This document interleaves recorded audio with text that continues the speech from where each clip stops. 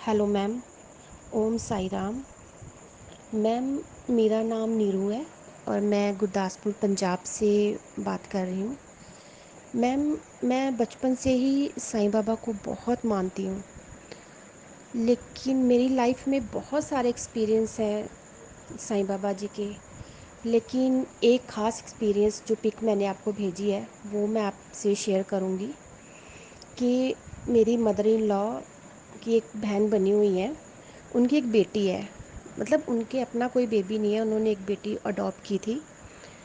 वो बहुत प्यार से उन्होंने उसे पढ़ाया लिखाया, बहुत अच्छे से उसको पाला।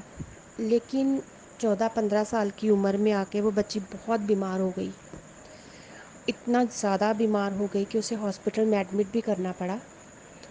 और डॉक्टर्स ने भी कह दिया था कि बहुत मुश्किल है बचाना। तो यहाँ से करीब 100-150 किलोमीटर की दूरी पे अमृतसर में हॉस्पिटल है, वहाँ पे बच्ची को एडमिट करवाया गया। और मतलब रोज़ यही मैसेज आ रहा था वहाँ से कि बस अभी मतलब ख़त्म होने वाला है काम, अभी ख़त्म होने वाला है। हम लोग बहुत डर गए। हमने सोचा कि अगर बच्ची को कुछ हो गया, आंटी तो अकेले रह जाएंगे ना, तो वो तो नहीं जी पाएंगे, उनके पास तो यही सहारा है। तो हम लोगों ने, मैंने और मेरे हस्बैंड ने बाबा के पास जाके उसके लिए प्रे किया कि बाबा देखो, उनके पास कोई और आपने बेबी नहीं दिया, उनके जीने का सहारा बस यही बच्ची है, प्लीज़ इसको ठीक कर दो।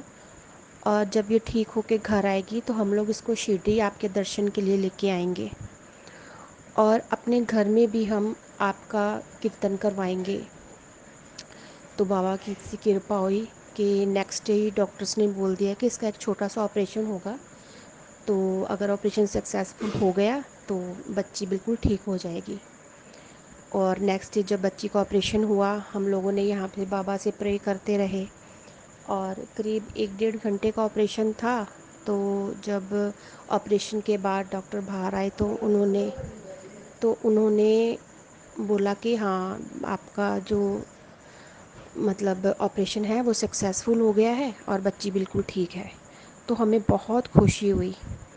और उसके बाद बच्ची कुछ दिनों के बाद जब घर आ गई, तो जब प्रॉपर ठीक हो गई तो हम लोग उसे शिरडी लेके गए। और जब हम शिरडी गए तो वहाँ पे मेरे हमारे साथ एक मेरे बचपन की फ्रेंड थी, वो भी हमारे साथ गई। उस टाइम मेरी शादी को भी 10-12 साल हो चुके थे और हमारे बेबी नहीं था। तो हम लोग जब वहाँ पर गए तो मेरी फ्रेंड बोलने लगी कि हाँ चलो, बाबा ने हमारी सुन ली है, तो ये बच्ची बिल्कुल ठीक हो गई है, अब हम तेरे लिए प्रे करेंगे बाबा से। उन्होंने क्या किया कि वहाँ एक गिफ्ट शॉप थी, वहाँ से एक उन्होंने बेबी टॉय लिया और द्वारका माई जा कर के बाबा के चरणों में उस बेबी को उन्होंने रखा और बाबा से प्रे किया कि बाबा, मैं इसको अपनी फ्रेंड को कि मतलब एक बेबी टॉय दे रही हूँ, लेकिन जब हम दोबारा शिरडी आए तो ये बेबी टॉय नहीं, असली का बेबी अपने साथ हम ले कर के आए। तो जब मैं घर आई तो बाबा की कृपा हुई।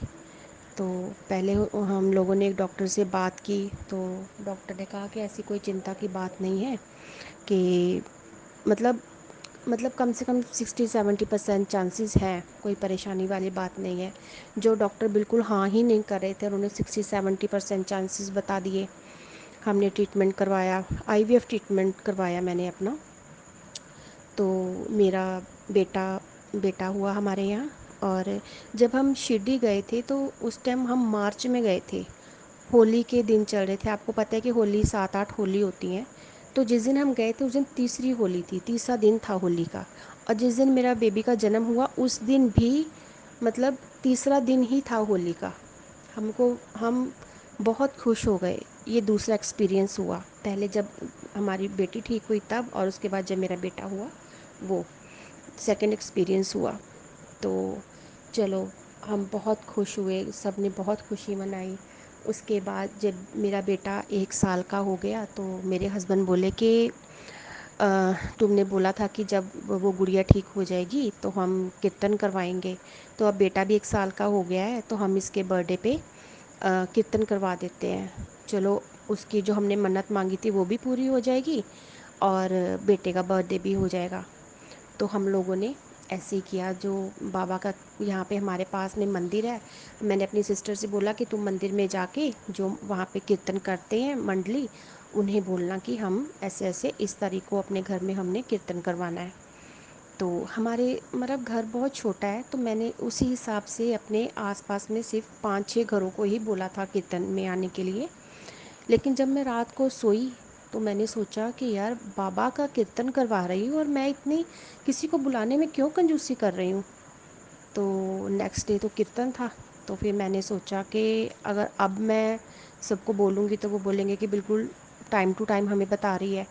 तो मैंने फिर बाबा से अरदास की कि बाबा तुम्हारा कीर्तन है तो तुम ही अपनी सारी संगत को, अपने भक्तों को इकट्ठा करना और बहुत रौनक लग जाए हमारे घर में जब आपका कीर्तन हो।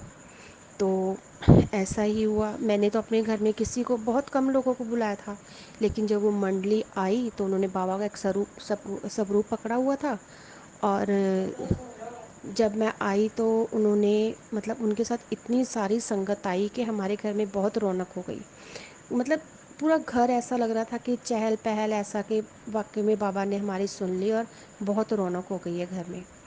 तो जब कीर्तन शुरू हुआ तो मतलब वो कहने लगे कि सबसे पहले घर वाले आएँ, जोत जगाएं और मत्था टेकें, बाबा से अरदास करें।